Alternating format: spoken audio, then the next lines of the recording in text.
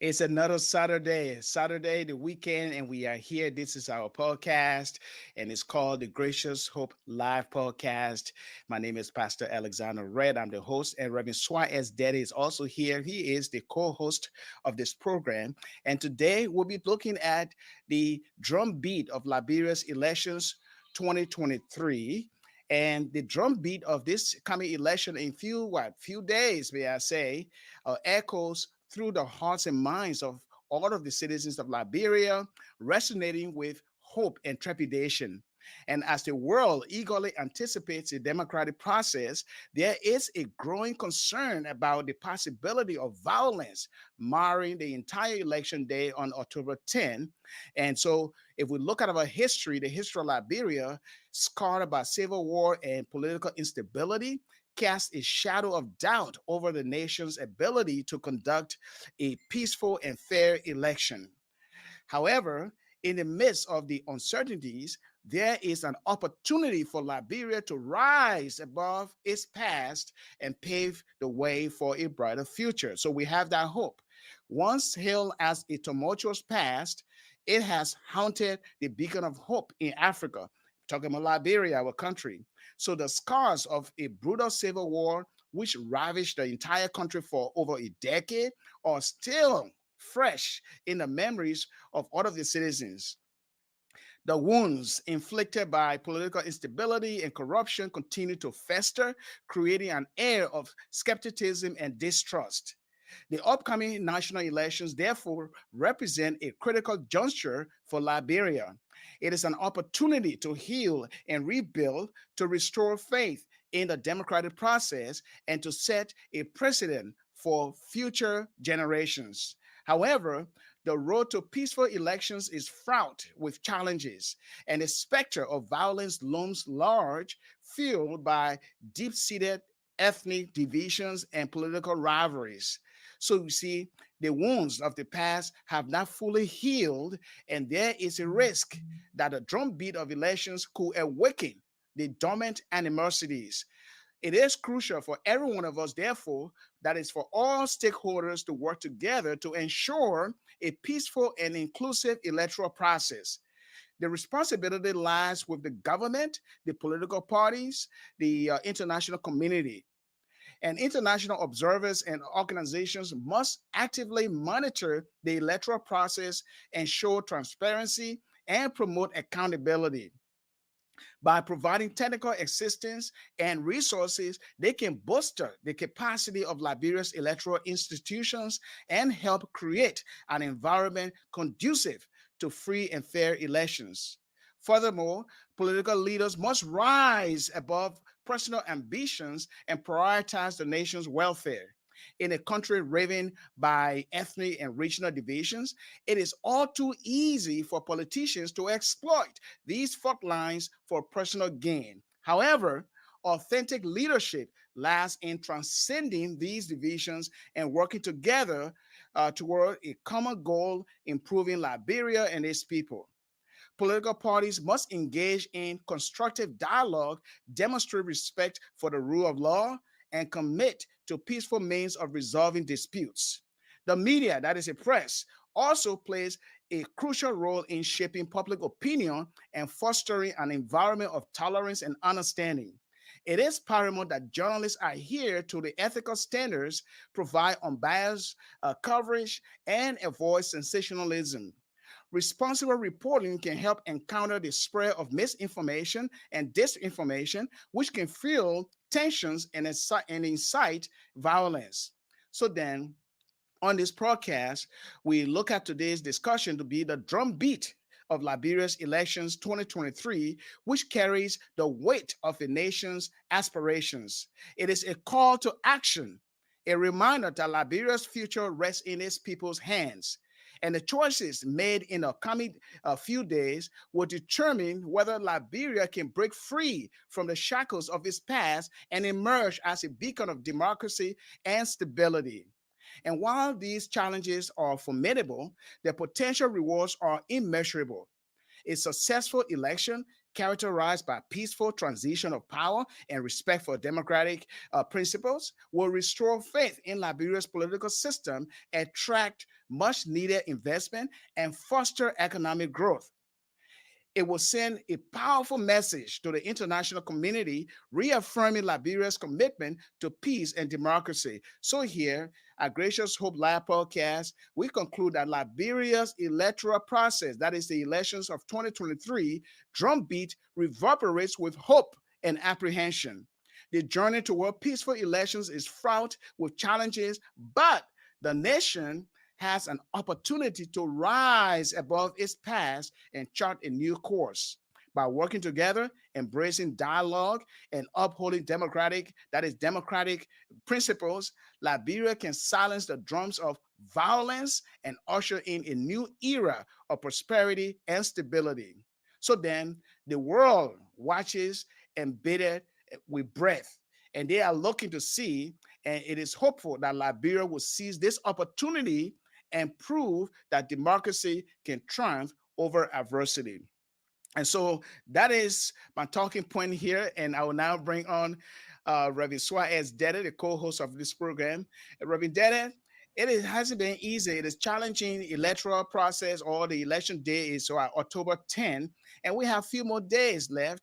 And we hear about violence in Foya district. We hear the whole upheaval or the controversy about voter registration release roll. That is for the election, the NEC to release the roll.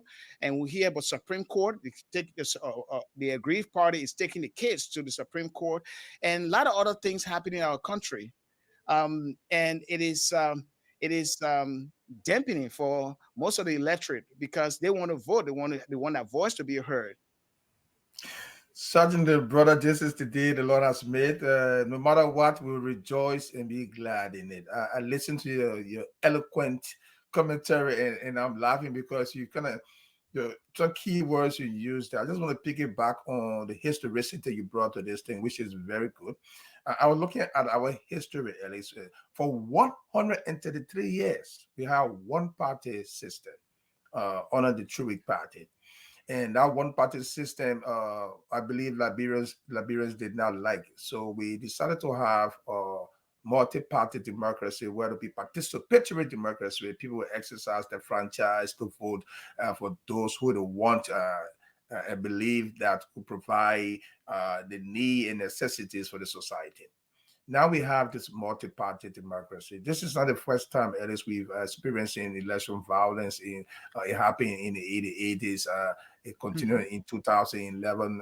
CDC clashing with the police and the rest of that for the second round of election. So election violence is not new. But what is concerning to us, right now is that we don't want to see this kind of election violence perpetrating itself into the electoral system, where after elections we'll have a bigger election violence that happened in Kenya and other countries. Right now, the fear of most of us is that in West Africa we see coups taking place right now, and we don't want that scenario to even rear its ugly head in Liberia. And I'm glad we have a trained military right now. So what am I saying? We don't want to set the recipe for elections violence in our country. You and I know we've come a very long way. We struggled during the warring years in Liberia. People died. Hundreds of people were displaced. Blood was spilled of brothers, kinsmen killing each other. We don't want to see that. So the best way forward is to have our differences, at least in the face of our differences, see how we can promote Mama Liberia in all circumstances, so that what comes after the elections will be Mama Liberia's success and stability and tranquility. Anything short of that would be disastrous. We will go into some discussions today. The U.S. government is concerned about the election violence, and of course, the government is also concerned uh, giving visa restrictions to those who will be seen as undermining the electoral process in Liberia or who promote violence in Liberia. That is a good thing. The Supreme Court also is, like you said, looking at the writ of McDermott submitted by Unity Party and the Liberian People's Party in terms of asking the Elections Commission to make public the voter registration. So a lot of things we see happening. We again, you and I are clarity. The bottom line is we gotta pray and know that leadership comes from God, promotion comes from God, not from man. But man has a role to play in saying who they want to be the leader, and then God comes to the picture. So this is what we are, Alice. Welcome to this program today. Yes, if you're just joining us, this is the Gracious Hope Live podcast, and we are here to discuss about the drum beat of Liberian elections 2023. That drum beat has to do with the rhythm that goes through the hearts and minds of all of the citizens of Liberia, resonating with hope and trepidation. And we recently heard about the violence in Foya district. Can you give us some development? What you heard Yeah, regarding that violence? we heard about that violence. I heard it yesterday. Violence anywhere is a threat to peace and stability between the CDC supporters and the UP supporters in Lofa County. I heard that one of the supporters for CDC was mobbed by the UP partisans. He was mobbed. He fainted and then subsequently he died. And another man from the CDC were also, from the Unity Party was beaten by the CDC people. So it's troubling to hear about violence, Alex, in our country right now at this time, because this is not our first election, not our second elections. We've had elections before. So people have differences, but the differences should not lead to bloodshed. So the person who died is just unfortunate that the situation occurred in Lofa County. But what is the most distressing, Ellis, is that the the issue of law enforcement. I don't know to what extent enforcement is involved in the process in Lofa County. I believe the law enforcement are doing the best in quelling this kind of situation. But is the law enforcement, law officers, are they were they equipped to deal with this kind of situation happening? I've been thinking about that. I don't know if you have any information on that, because if the law enforcers or law enforcement agencies are not equipped sufficiently to deal with this kind of violence, they must spread. And who knows, as it spread, it gets more violent and violent, and then Mhm. you can't control it anymore along the country, and then that is going to be a serious problem. So yes, we heard about this violence, and we hope that that should not spread through the length and breadth of Liberia, because campaigning is going on. Feelings will get hard, at least, and Mhm. that's part of the whole electoral process. People will get excited about the candidates, and they will not want to fight up anybody saying negative things about the candidate. That's normal. That's normal politicking and campaigning. But the process of stability, the process of disagreeing to agree, the process of realizing that you're not going to agree on every situation should always suffice, so that we can have a peaceful elections, free and fair elections, violent free, because we don't want to go back to bloodshed. Yeah, we don't want to go back to bloodshed, but at the same time, there are people who are so stubborn, or may I say, don't have a hold of their emotion, and they allow the partisan fever or fervor to Yeah. consume that Yeah. entire heart, and so the result of violence to resolve to violence to show some sort of strength. And I believe that if a voter or an electorate that does not understand the nuances and the reason for voting and the essence or quality of democracy or democratic values pose a serious problem to the entire election process. Because if we don't have voters who are actually informed about why they are voting, not just casting the ballot alone, but the responsibility and the consequences that come with it. If they don't understand that, yes, they don't care. They can do anything with impunity. Sure, sure. So you are right about that, and the issue of violence in elections don't just start.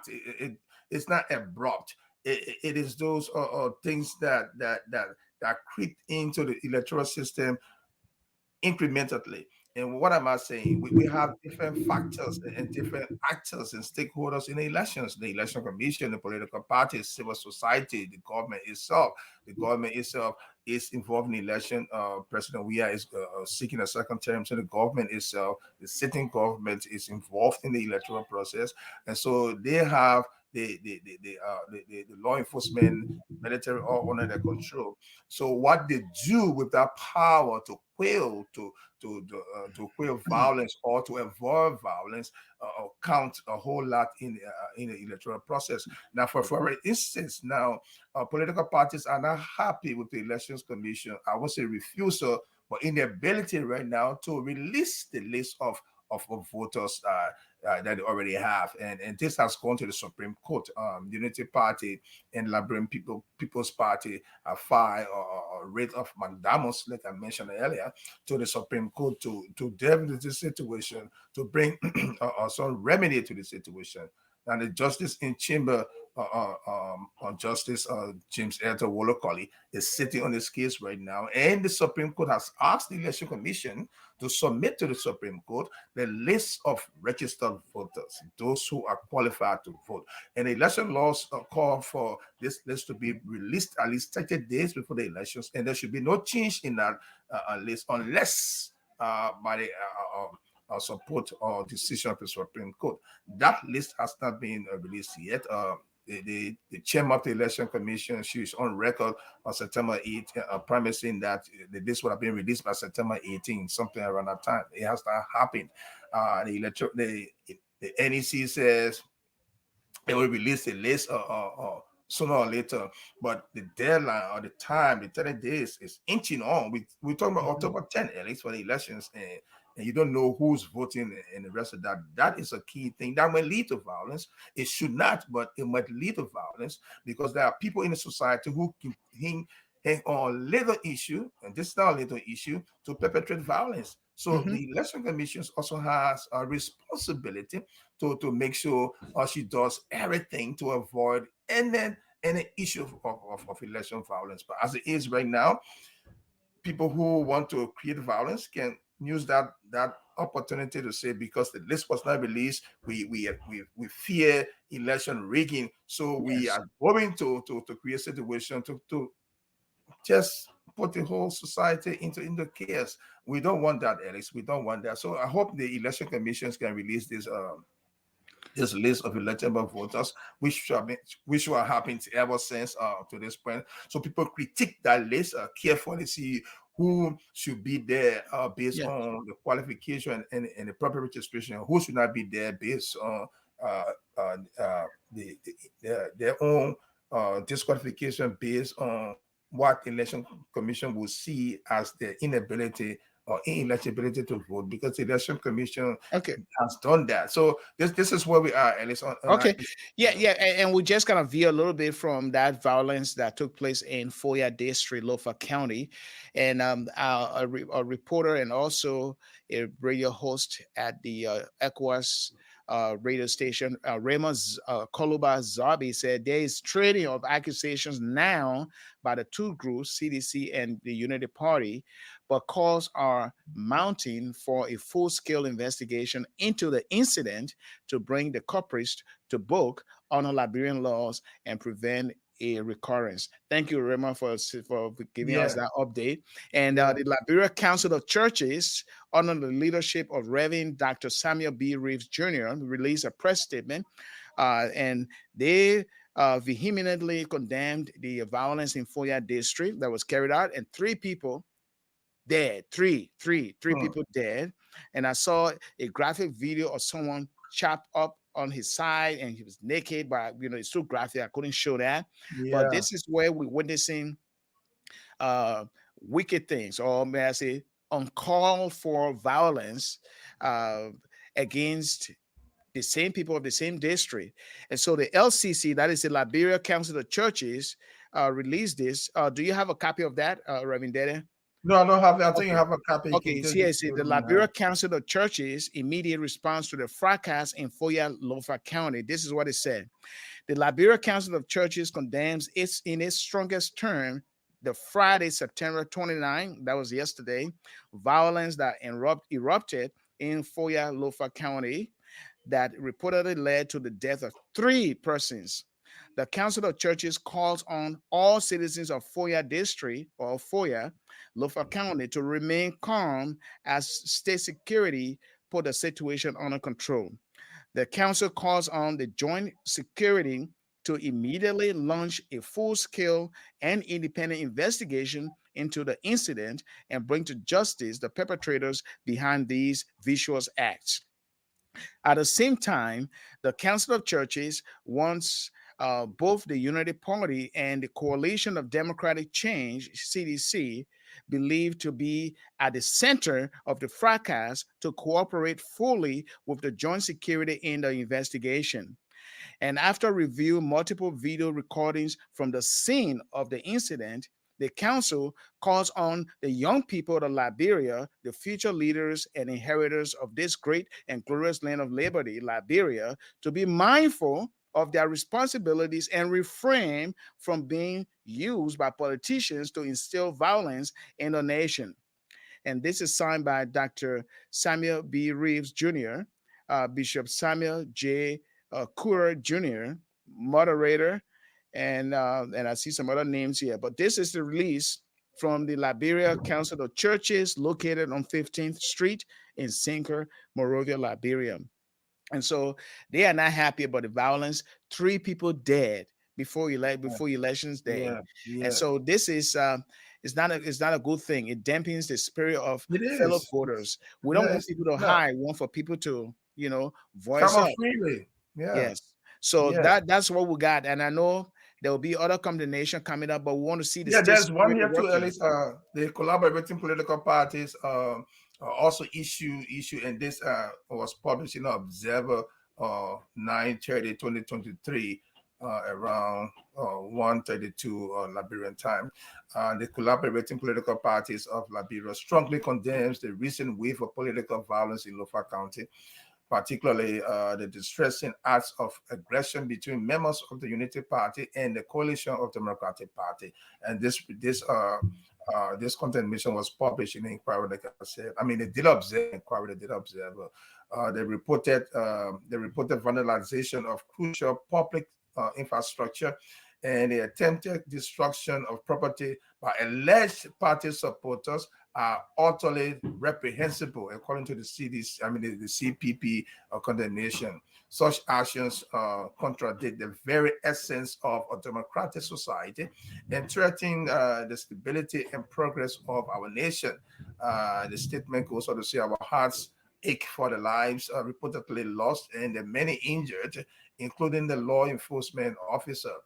The violence has no place in our democracy, and we Mhm. vehemently call for an immediate cessation of these acts that undermine the fabric of our nation.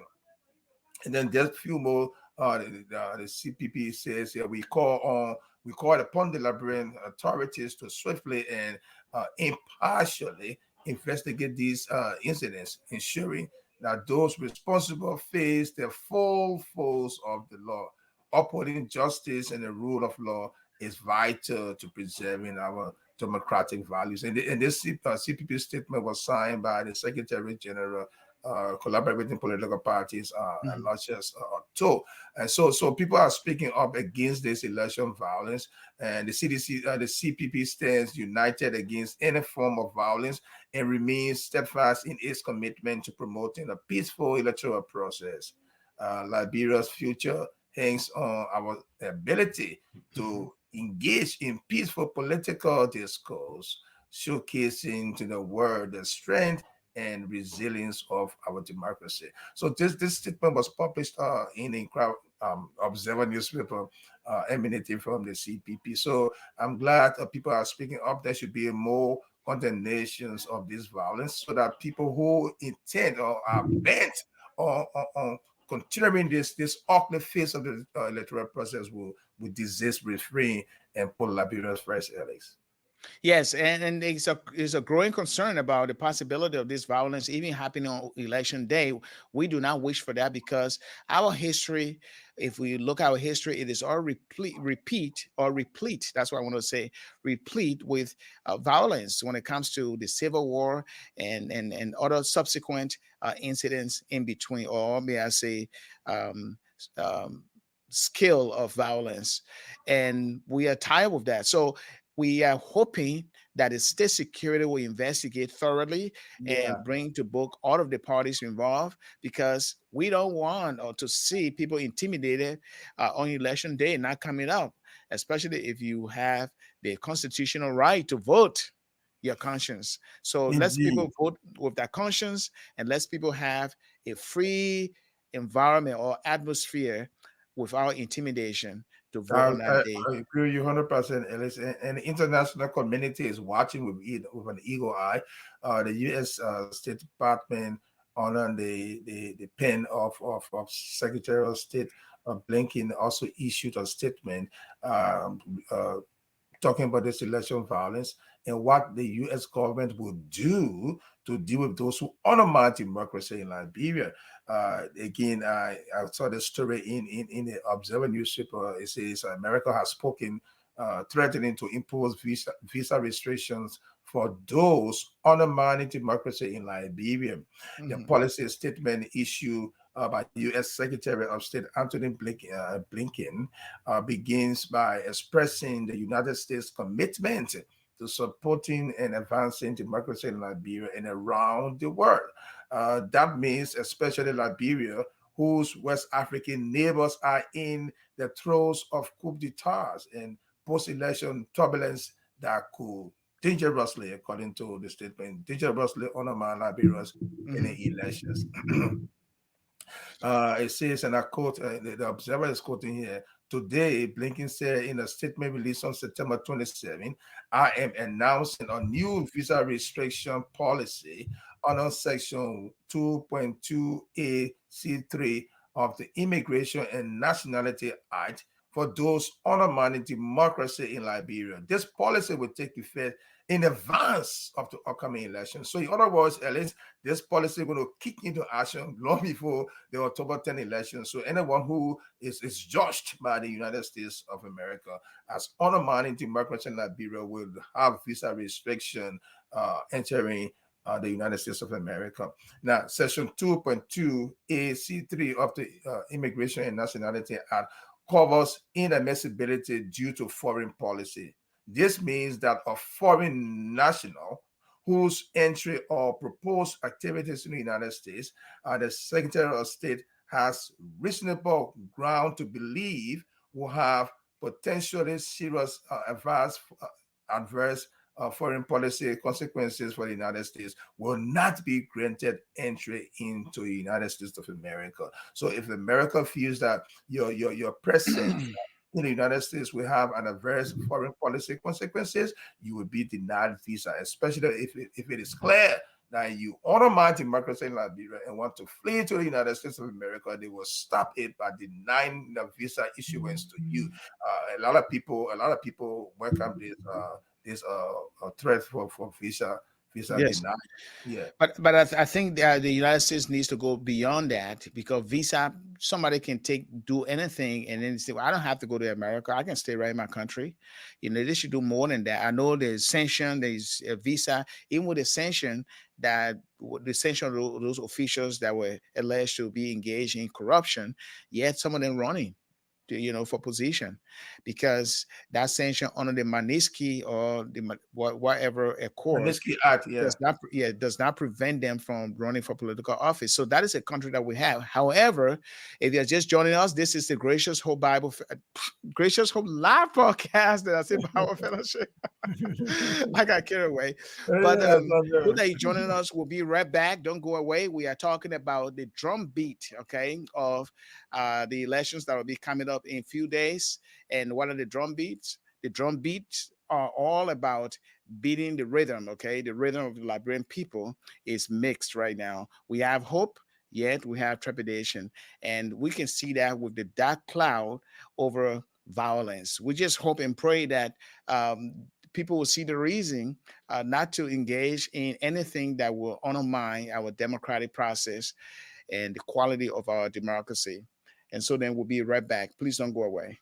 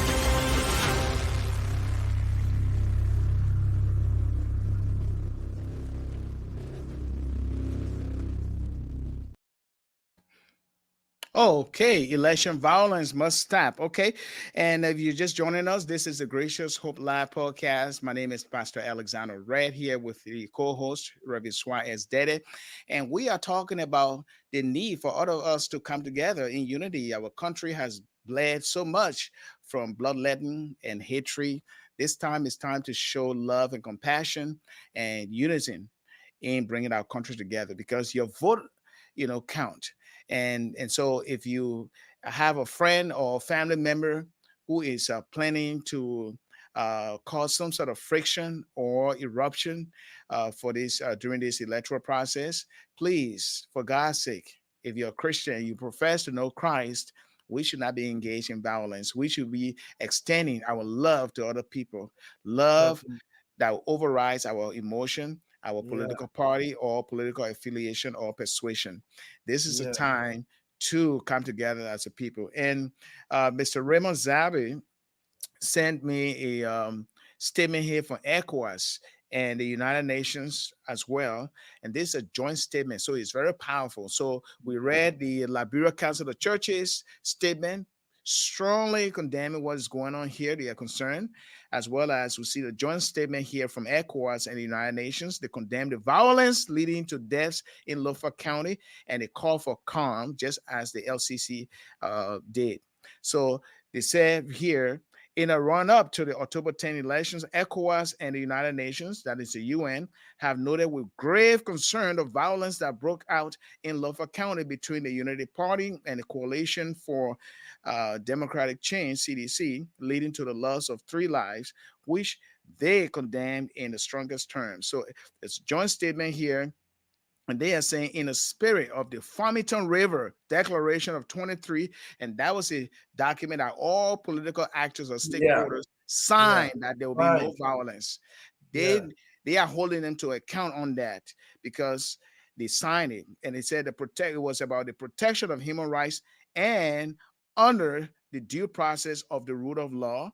ECOWAS and UN call on the leaders of the United People's Party, no, sorry, Unity Party, UP, okay, and CDC to strongly urge their partisans to refrain from provocation and any other acts of violence. They further invite the UP and CDC to fully cooperate with the LNP, that is National Liberian National Police, in the ongoing investigations. So ECOWAS and the United Nations command the Liberian National Police for promptly restoring calm, and they urge the Liberian National Police to conduct speedy and impartial investigations, make public their findings, and ensure that the perpetrators are prosecuted. ECOWAS and the UN call on the media to be responsible in their yeah, reporting so as to avoid inflaming the volatile situation. ECOWAS and the UN also call on all stakeholders and the public at large to continue upholding the values of peace, accountability, respect for the rule of law in order to consolidate peace and security in Liberia during this critical electoral process. I think they are starting on the right path. If we see these organizations coming up, the international partners coming up to look at the situation and call it a spade, and we see the Liberia Council of Churches coming up to call it a spade, and they're all calling for investigation. I think if the Liberia National Police swiftly investigates and apprehend all of those that are responsible, others will see that as a deterrence. yeah. I agree. I agree with you, Ellis, and I want to thank our brother Zabi. We all work in the media, and he said they're actively involved, which warms my heart. The media, Ellis, the media. You and I know the media has a huge role to play in quelling election violence by the reportage. And for us media, okay, now I'm saying for us media people, I'm a former media, but I'm still media. Once a media, always a media, yeah. But the stories that emanate from whether broadcast or newspapers can impact the elections positively or negatively. And the negative part is when you are not sure of anything, if you're not clear of anything, don't air it or don't write it. Because if you are in doubt, leave out. That's what we were trained to do. And most times, if you want to maybe steal a show or you want to have the scoop and you just release it, you just receive without verification, you may cause flame in a situation, and your good intention, perhaps a good intention, might be seen the wrong way. So the media must play that credible role. Be factual with your report, with your stories. Gather the information you must gather. Vet the information you have. Your sources should be credible people. Don't just take it because you want to have scoop or you want to be the first one to publish, because that may be a recipe for danger. But Ellis, I want to take you back to the U.S. statement because you said something that is very important. That the U.S. should go more than or what we Visa were so restrictions. yeah, the visa restriction. And you and I know, at least you and I know, the US can get you anywhere you are in the world, especially if they have clues, they have reasons, they don't have evidence, they can get you anywhere in the world. So you cannot run from the United States of America. We know that history has proven that. But under this policy, at least Blinken explains that the United States will pursue visa restriction for those believed to be responsible for or complicit in undermining democracy in Liberia, including through manipulation or wrecking of the electoral process, use of violence to prevent people from Mhm. exercising their rights to freedom of association and peaceful assembly, use of measures designed to prevent political parties voters and civil society or the media from Yeah. disseminating their views or engaging in any other activity designed to improperly influence the outcome of an election. So this statement covers almost everything, and it also says here certainly family members of such persons such persons may also be subject to this restriction. So the U.S. government is going beyond the perpetrators to the perpetrators' family. So in other words, if you are a family member of an alleged or believed perpetrator, you got to talk to them Mm-hmm. to stop doing what they're doing, because when they go down, the family goes down. So persons who undermine democracy in Liberia, including the head up to, during, and following Liberia's 2023 elections, may be found ineligible for U.S. visa under this policy. So it's a broad thing. It's a broad brush here right now by the United States government through the State Department. And you recall, at least recently, Mr. Barker, the Senate Bearer for Unity Party, made a statement, and people are asking whether it is one that want to bring up violence in the country, What was or his statement? What was his statement? he said something to the effect that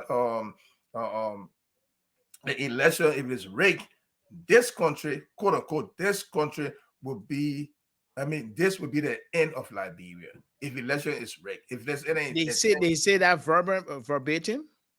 yes, I'm reading the code right now from the publication. Okay. It's, yes, in code. Yeah, Okay. this will be the end of Liberia. He talking about all these things about election, the attempted regulation and rest of that. He said if that happens, quote unquote, this will be the end of Liberia, and this has raised many red flags by people who are following the electoral process in Liberia. Maybe it doesn't mean harm. Maybe he's saying we don't want to go back to where we've been before. Maybe that's what he's saying. But people read into different statements different way. At least that's why the Bible says, "Be slow to speak, but swift to hear, and slow to anger." So to be slow to speak means weigh the consequences of your verbiage, what you're Yes. going to say. Because if you're not careful, you have followers who are holding on to every word that comes out of your mouth. So if you're not careful what you say, people can misconstrue that, misinterpret that, and then you Exactly. take But the I mean, blame for that. if just about listening to that verbatim, it sounds to me like maybe it's all about him, though. That's how the average person would hear it. This will be the end of Liberia if the election is rigged. People will be like, okay, is it about you?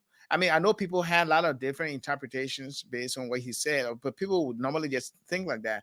Did he Yeah. come out to clarify that statement or So to so far, so quantify far, it so far, so far, we have not or seen any qualify it? clarification. Yeah, we have not seen any clarification. But again, I want to give him the benefit of the doubt. I know a lot of people want to give him the benefit of the doubt. Maybe they'll come back and clarify.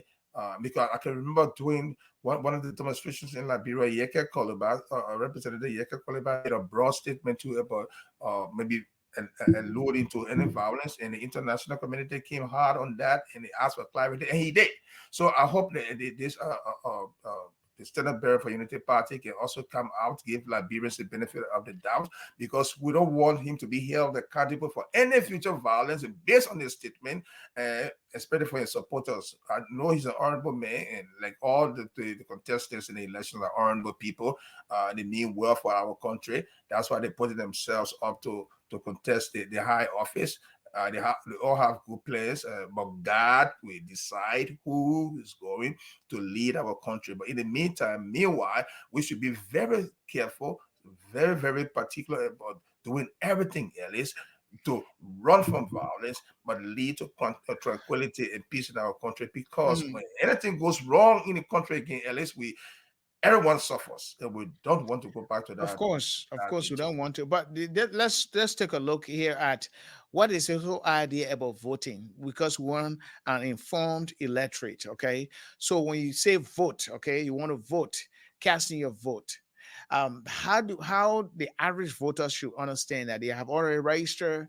What are some of the responsibilities and some of the duties as a citizen? What is your civil right, your right to vote, and what are some of the immense responsibility behind that? How are they to understand when it comes to voting? Oh, you ask me. I think you're commenting Yeah. on that. Okay, yeah, that's a good question, Ellis. Voting is an exercise of your franchise. Franchise means that ability you have to vote freely, vote your conscience based on what you've heard from the candidates that you are supporting. And after you weigh everything, you internalize it. You decide to cast your secret ballot. And that ballot should not be influenced by money.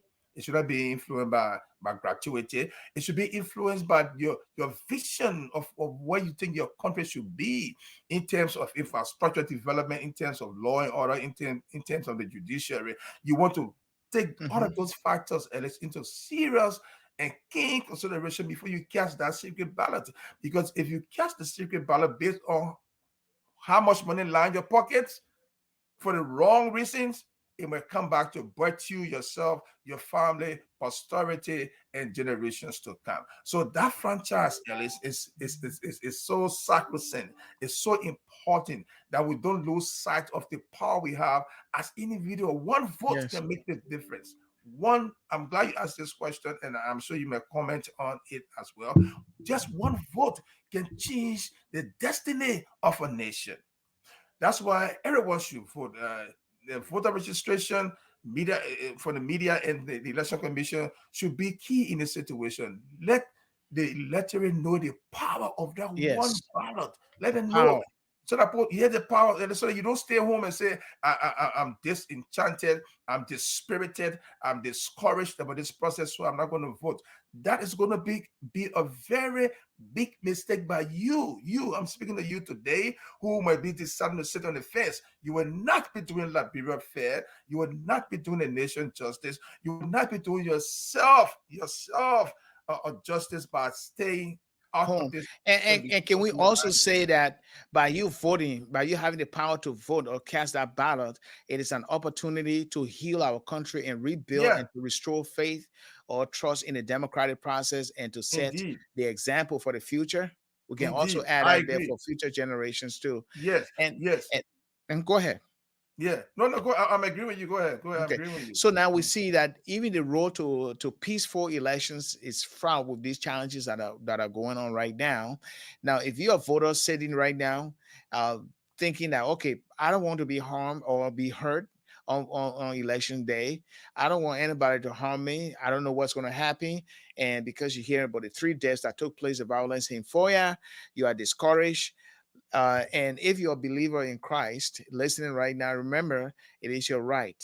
And also, you are called upon by the Lord to exercise your franchise. That is your due diligence to bring about, because your vote can bring about justice or good governance, good leadership, and it can change things around because we don't know who God is using right now to ordain to take that position, whether in the legislature or the presidency. We don't know.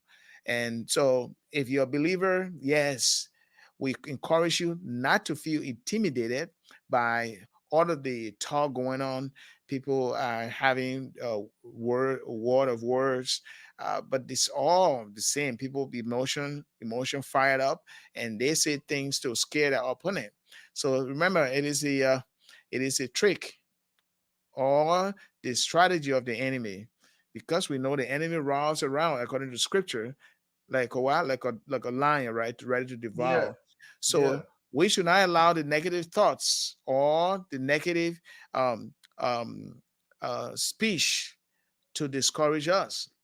And so if you have that vote, make sure you cast it. And it is all about you being aware that this one ballot that I'm casting, it has to do with my conscience. I'm doing it with my conscience. And secondly, I have a moral duty to do that because I want to see the change that we all yearn for in this country. And despite of all of the deep-seated ethnic divisions and political rivalries, yes, you can also help in the process to end that. But ultimately, that one vote that you're casting is not auto. It goes beyond that. It goes to you having the duty and responsibility to serve in a community with heart of compassion and love for other people, and see how you can also help and do your part. So the change we're talking about and the difference that we want to make in this country starts with you, the individual. So you Yes. cast your ballot, but there's more responsibility after that. And that is, how can you, what a difference can you make within your own community? You want for government to bring change, but you yourself can bring change as well, because God has given you what? He has given you the potential to explore what he has given you. That is, he has given you the intelligence, he has given you hand, fingers, you can feel, you can walk, you can see, and glory to him. But he wants you to create a enabling environment. So when we talk about success, it's not all about the material things and all things that we have. It's about the difference that we're making people's lives. So we can blame the politicians, we can blame and throw finger at this party and that party, but ultimately you yourself can start from right in your community. And I believe that is the right thing for us to do. Brother, you cannot say more eloquently, like you put it, because see your vote as that power, see your vote Mhm. as that right, see your vote as that difference that you can make. And like I said earlier, based on my brother's question, what is this voting? It's a franchise. What is it all about? You have the right to look at those who are coming to you for elections, I mean, for your votes, and ask yourself, can this person really represent what I want for this nation? And what you want should be positivity, not negativity. And the Bible is clear. Voting is not a new thing. Way down in Deuteronomy 1:13, where in scripture, where in scripture, it said it calls on the tribe to choose your tribes wise. Choose for your tribes wise, understanding, and experienced men. I'll say that again. Choose for your tribes wise, understanding, and experienced men, and I will appoint them as your heads. So you voters, you have a key role to play. Discern, pray, and ask God who is the one that we should vote for now to lift our country, to take our country to the next direction. You might not like that person, but if that person's vision lines up with the future blessings and destiny of Liberia, that is the person you want to vote for. It is very clear. Even in First Timothy 2:1-2, it said, first of all, when I urge that supplications, prayers, intercessions, and thanksgiving be made for all people, for kings and all who are in high positions, that they may lead a peaceful and a quiet life, godly and dignified in every way. You want people who will be peaceful, quiet life, godly and dignified in every way. This is a scripture. So all of what we're talking about today, Ellis and I, is to point us in the right direction, put God first in the situation. Some people say, God will not vote for me, yeah, but God can lead you properly to Mhm. cast that ballot for the person that he already knows is going to be the next president of the Republic of Liberia. And we want to say to our people back home, we are in the diaspora, but our hearts are on the ground. We pray for this nation every day. And if you choose right, that person who you choose based on God's guidance, violence will not be a factor because everybody will realize, yeah, this is what it's supposed to be. We agree, it will move ahead. So all of you political leaders who are running for offices, be ready to accept the results of the elections. That is a key way to prove that you are mature enough. You have the power and discernment to put Liberia first, so that whether you win or not, Liberia Yes. counts, at least. Liberia is first, countries first. And that's where we must take pride in our nation's progress. And it's all about being patriotic. I mean, we see other countries, people love that country, and we play allegiance to the flag of Liberia. That is our identity. We pledge allegiance to the unity that we have, but it is time that we draw upon the diversity we have. We have ethnic groups, 15 counties. We have different dialects, yet we have English as a unifying language. We can still do this. We understand this cause of war made a difference in people's life, changed people's lives, and now we are what getting the pieces back together, and that is what we've got. All things are possible, and therefore, from Gracious Hope Bible, Gracious Hope Life podcast, all stakeholders must work together to ensure a peaceful and inclusive electoral process. And it is a responsibility not just for you that are watching right now, but it's a responsibility of the government, the political parties, and our international partners. And I'm glad that we read our statement from ECOWAS and the United Nations, as well as the Liberia Council of Churches, And the who, CPP too. yes, and the CPP, who Mhm. playing that role. They are playing that role. Okay, so all the observers and organizations, we urge them to actively monitor the electoral process to ensure that transparency, promote that accountability. Let people be held accountable for any wrongdoing, and also by providing all of the technical assistance and the resources. I know you have been doing it as our international partner, but we are hoping and praying that it will be utilized impartially.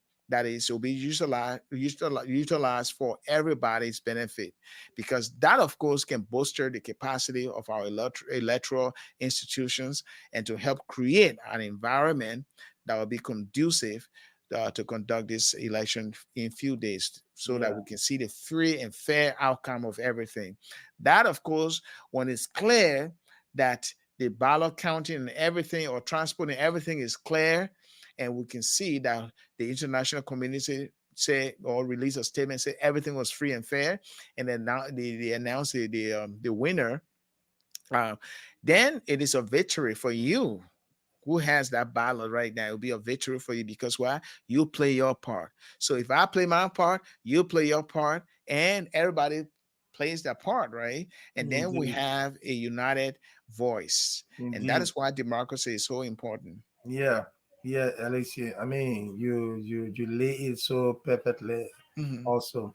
And I know we'll soon be closing. Time is already catching up Yeah, with we us. got less than four Yeah. minutes. I just want to remind our people Psalm 22:28, for the king's man belongs to the Lord and he rules over the nations. Remember this, the king's ship, the king's ship belongs to the Lord and he rules over nations. Whether you believe it or not, God rules over Liberia. And what God says will be the final, whether you like it or not, because God knows the future. He holds the future. He leads the future. He guides the future. He determines the future. So Yeah. whether you like the results or not, remember, God already knew long before now who would be the next president. If it would be the incumbent or somebody else, God already knows. So violence is weakness. I must say to you today, violence is weakness because you cannot control your emotions. You cannot control that devil inside of you to cause chaos. That's weakness. So take it from me today. If you are violent and your mind is all bent on violence, you are weak, but you think you are strong. The strong people are able to control that devil in them to resist the evil the devil wants them to do. But if you Mhm. give into that, you are weak. And don't Mhm. allow yourselves to be weak people by perpetrating violence. Let Liberia win.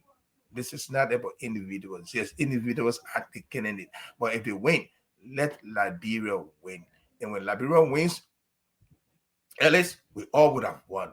And that's what we want. Yes. Let me conclude from my end, Ellis, and then you can take it from there. This familiar Second Chronicles 7:14. If my people who are called by my name humble themselves, humility, humble themselves, and pray in season and out of season, and seek my face, have a personal relationship with God, and turn from the wicked ways, repentance, then I will hear from heaven and will forgive their sin and heal their land. Liberia, it is not a useless nation. Liberia has a rightful place in the community of nations. Liberia has played her part and she can always do that again. Liberia will Mhm. win and not individual. Liberia has risen and will not go back down. We are not the least. We are not the least. So if you think Liberia is a pariah nation, you are dead wrong. We have a nation of people who have a destiny that God has given us, Alex. Indeed, indeed. And this is how we leave you here today. This is the Gracious Hope Live podcast. We will be back here next Saturday. And we are here every Saturday at 3 p.m. Central Time, 4 p.m. Eastern time, and in Liberia it's 8 p.m. GMT for those of you with the GMT time zone.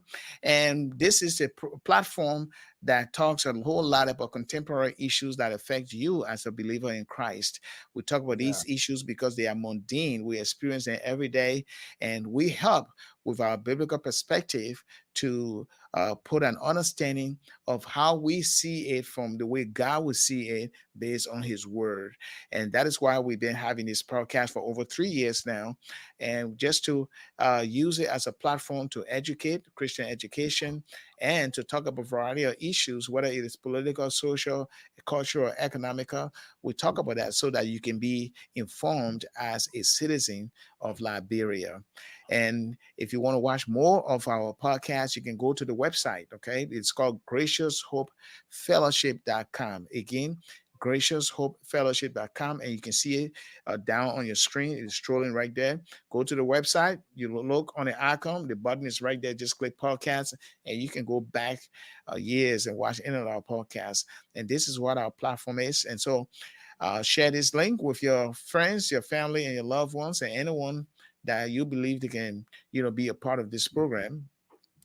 You can share, and of course get our app on your phone. The app is free. You can just download it, go to the app store and download it, and it's all free, and you will have access to biblical resources in addition to every other thing. That is a gateway to all of our broadcasting.